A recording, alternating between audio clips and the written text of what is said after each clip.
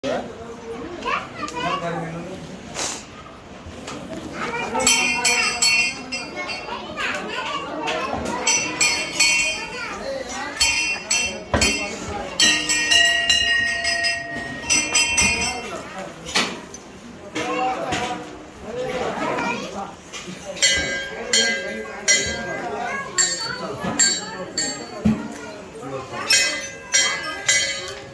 శ్రీ గురుదేవ దత్త.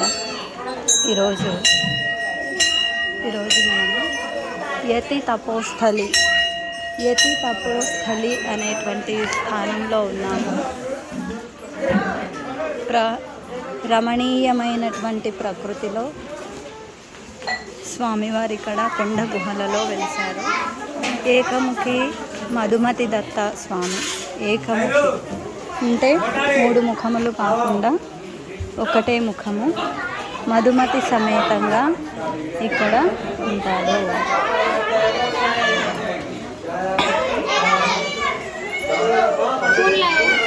ఈ స్థల పురాణం గనక మనం చెప్పుకున్నట్లయితే ఇది గర్భగుడి. లోపలికి వెళ్తున్నారు. లోపల ఫోన్స్ అలో చేయరు కాబట్టి ఇక్కడ మొక్కులు ఉన్నటువంటి వాళ్ళు వాళ్ళ కుటుంబ సమేతంగా వచ్చి భోజనం వండి, అన్నం పరమాన్నము ఇట్లా వండి ఇక్కడ ఆహుతిస్తారు. ఇక్కడ ఆహుతిచ్చి స్వామివారికి నైవేద్యం సమర్పించి ఇక్కడ ఆహుతిస్తారు.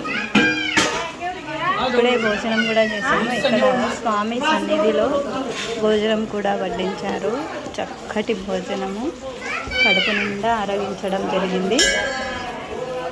చాలా హైట్లో ఉన్నాడు. ఇక్కడ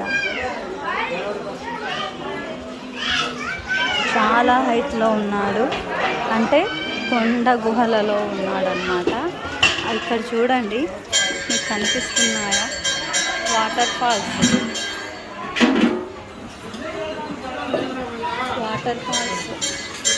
ఇక్కడ ఈ వాటర్ ఫాల్స్ని దర్శించడానికి కూడా